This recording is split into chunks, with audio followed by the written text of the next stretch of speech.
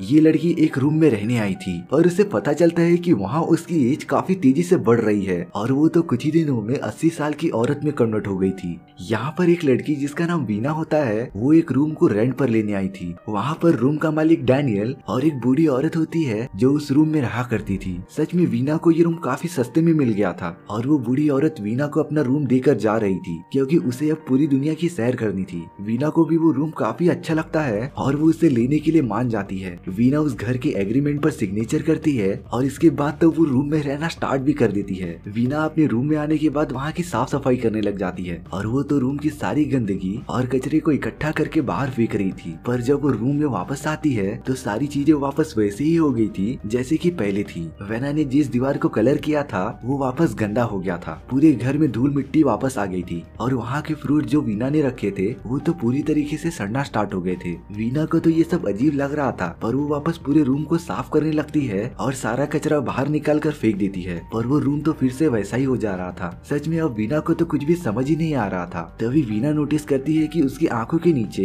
काले काले धब्बे आ गए हैं और जब वो उसी रात को सोई हुई होती है तो उसकी घड़ी तेजी से बढ़ने लगती है और जब वीना अपने आप को शीशे में देखती है तो वो पूरी तरीके से बदल चुकी थी। उसके चेहरे पर तो झुर्रियां आने लगी थी और वो ये बात डैनियल को बताती है कि शायद से वो रूम हॉन्टेड है और अब वो वहाँ पर नहीं रहना चाहती। लेकिन डैनियल तो ये सुनकर काफी नॉर्मल बिहेव कर रहा था जैसे कि उसे इस सब के बारे में पहले से ही पता हो। डैनियल वीना से साफ साफ कहता है कि वो इस रूम को छोड़कर नहीं जा सकती जब तक कोई दूसरा आदमी उस रूम को रेंट पर लेने ना आ जाए और ये सारी बातें एग्रीमेंट पर लिखी हुई थी जिसे कि वीना ने अच्छे से पढ़ा नहीं था। तो वीना अब उस रूम में कैसे रह सकती थी, तो वो एक होटल में रहने आ जाती है जहाँ पर वो सेफ रहेगी। जब वीना उस रात सोकर उठती है तब वो देखती है कि वो 80 साल की औरत में कन्वर्ट हो गई है और वीना के मुंह से तो उसके पूरे दांत टूटकर बाहर निकल रहे थे। वो सीधा डैनियल के पास आ जाती है और उसे अपनी हालत दिखाती है। डैनियल तो वीना को देखकर काफी हंसता रहता है और वो उसे बताता है कि एग्रीमेंट पर लिखा था कि कुछ भी हो जाए उसे रूम से बाहर नहीं निकलना था क्योंकि उस रूम को अच्छा नहीं लगता था कि वो अकेला रहे। और तब पता चलता है कि अगर कोई भी उस रूम में रहने आता था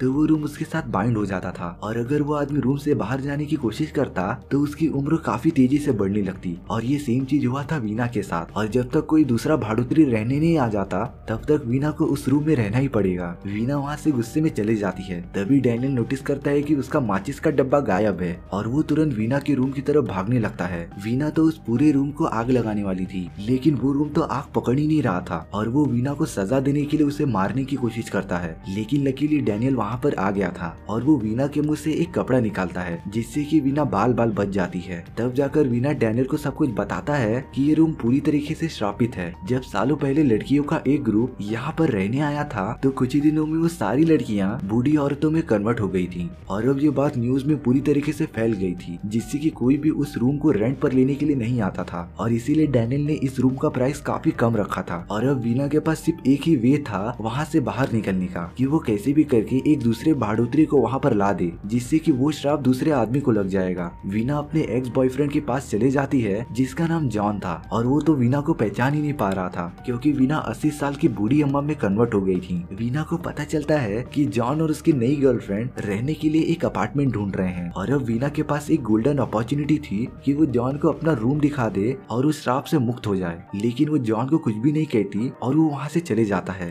वीना अपने रूम में वापस आ गई थी और वो दिन ब दिन और भी ज्यादा बूढ़ी होती जा रही थी। उसे तो अब चलने में भी काफी ज्यादा प्रॉब्लम होती थी और एक दिन वो देखती है कि जॉन और उसकी गर्लफ्रेंड वहाँ पर आ गए हैं उस रूम को रेंट पर लेने के लिए। मतलब कि अब वीना का श्राप पूरी तरीके से खत्म हो जाएगा और वो हमेशा के लिए आजाद हो जाएगी। डैनियल जॉन को उस रूम का एग्रीमेंट देता है साइन करने के लिए और तब वीना को वही सीन याद आता है जब वो पहली बार इस रूम को रेंट पर लेने आई थी और साइन करने के बाद उसके साथ क्या क्या हुआ वो उस पल को याद करके भी घबरा रही थी। तभी वो जॉन के हाथ पर चाय गिरा देती है जिससे कि जॉन वो एग्रीमेंट साइन नहीं कर पाता क्योंकि वीना ये नहीं चाहती थी कि उसका एक्स बॉयफ्रेंड वो सब झेले जो उसने झेला है। और सच में ये एक्सपीरियंस काफी पेनफुल था और वीना के पास ये लास्ट चांस था कि वो आजाद हो सकती थी पर उसने अब खुद की कुर्बानी दे दी थी और वो नहीं चाहती थी कि कोई भी दूसरा इस रूम के अंदर आए। वीना अगर इस रूम से बाहर नहीं निकलेगी तो उस रूम का ये श्राप यहीं पर खत्म हो जाएगा और वो डैनियल को उसे अकेला छोड़ने के लिए कहती है और रूम को लॉक करके वहाँ से चले जाने के लिए कहती है। वीना पूरी तरीके से रूम में अकेली हो गई थी और वो तो सिर्फ एक खिड़की के सामने खड़ी रहती थी। तभी वीना एक सोफे के ऊपर बैठ जाती है और उसकी पूरी बॉडी धीरे धीरे गलने लगती है और आखिरकार वीना पूरी तरीके से मर जाती है। बचते हैं तो सिर्फ उसके कपड़े और रिवील होता है कि वो रूम इसी तरीके से लोगों को फंसाता था